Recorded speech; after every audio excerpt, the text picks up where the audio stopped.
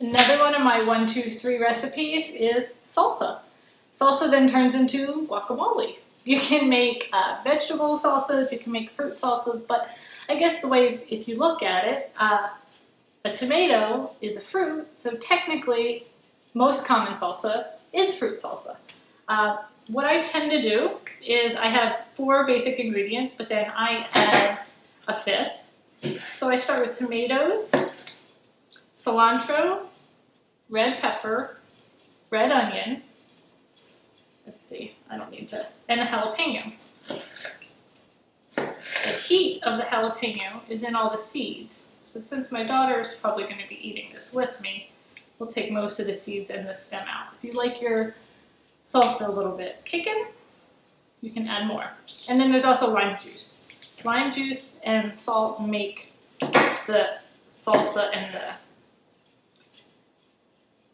guacamole. What you want to do is you want to get your seeds out of your tomatoes. So maybe I will make a scrap bowl.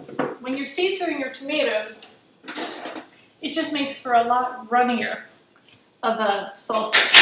So what I usually do is just use my fingers and just slide everything out. This tomato I cut a couple, too many slices, forgetting about this part, but just cut all that out. If you don't want to dive in with your hands, you can just do it with a fork or spoon. If you just cut it in half, kind of take your thumb, and there's little seed pockets. There's another one behind there. Just cut it a couple times, and then you can get all these seeds out.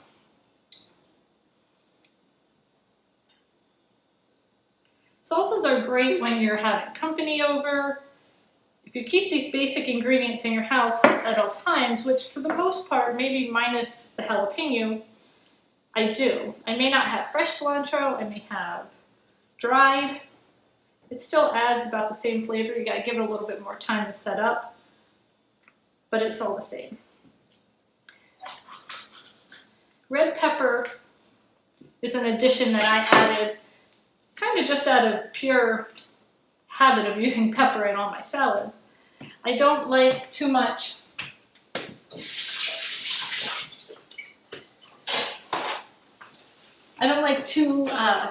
too much onion, so I want to add a little bit more stability, a little bit more flavor. So I add some nice red pepper, and this stuff gets addictive.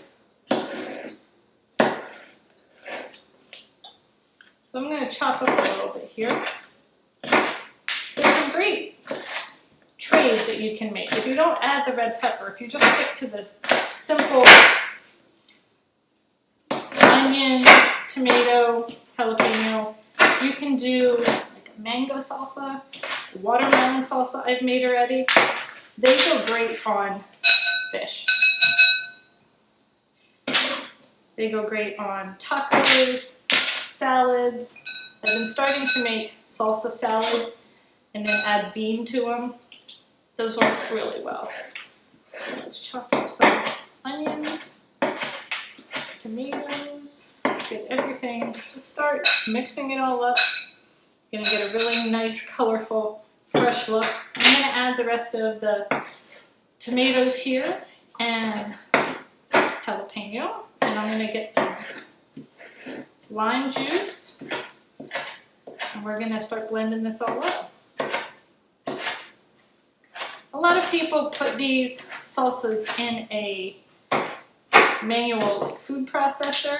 If you have any of those that you can control the pulse, or if you use by hand, you can do that. You can make salsa in the food processor. I like the more organic, natural taste and the uneven chunks. The blender, the food processor, it processes too much for me, but if you're in a rush, you don't want to use the knife, either way.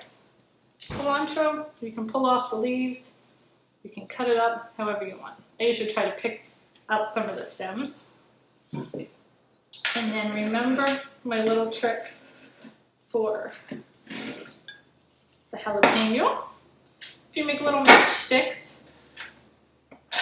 and then cut them very slowly, very carefully. You will get you itty bitty bitty. Bitty bitty bitty bitty bitty bitty. Bring your knife through them. Pop them in. Alright, now let's get our citrus in here. Ooh. You can use green pepper. You can even add a clove of garlic if you wanted to add a different kick to it. You can do a lot. But what's going to happen is as these sit and marinate, they're going to give off more and more juice. So you don't need to add too much lime juice, just enough to bring everything together. Alright, get my juicer. I'm going to add some salt, good amount of salt in there. You can always add more, just make sure you taste it each step of the way. Alright, let's get some lime juice in here.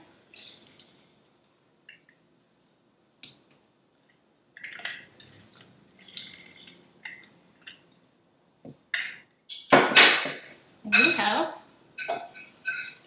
salsa. Let me taste it, see if it needs anything.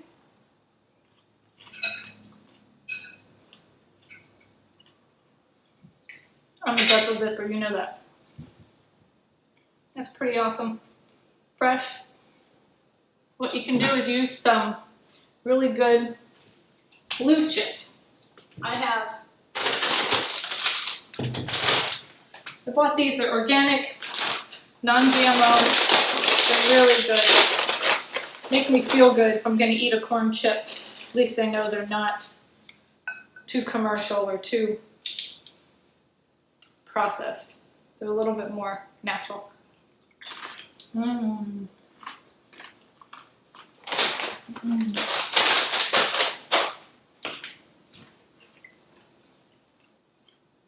Okay, we got salsa. Now, let's turn it into guacamole. Most guacamoles traditionally are served in a mortar and pestle, and you just mush it up right there. Some of them work table side. All right, we got some avocado to add.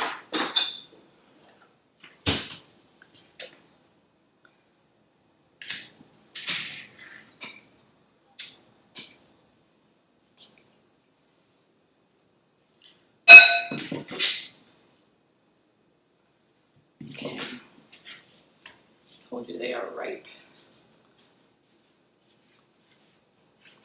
Get some more lime juice in here too with the avocado. Just, you can make it pretty by dicing it very gently. You don't want the knife to go through, but you can make little chunks and just scoop the little chunks out. Or you can just mash it all in either way. I kind of like to keep it chunky. Sometimes the avocado's a little ripe, or not ripe, and it's a little chunky and you didn't even mean to. If you see what I'm doing, once you cut the avocado, you take your knife, make sure you have a good hold of it, and make sure you have a good hold of this, and you trust yourself. And you just take a good hack, and it kind of, forget that. You can add as little avocado as you want, or more additives to it, and you can turn it into a bigger salad. I like to add black beans to it, and then put that over some nice, crisp, finely chopped romaine or even iceberg, any type of salad. You can even wrap it if you wanted to make like a guacamole taco. You could serve this with chips. You could serve it with fish. You could serve it with shrimp. Anything. Raw veggies are always good. Whole foods. Look at this. Manipulated and processed into yet another dish. Leave a comment on the blog. Talk to me on Facebook. HealthCoachKel, come find me and let me know what you create, what masterpieces you concoct. See you in the next video, guys.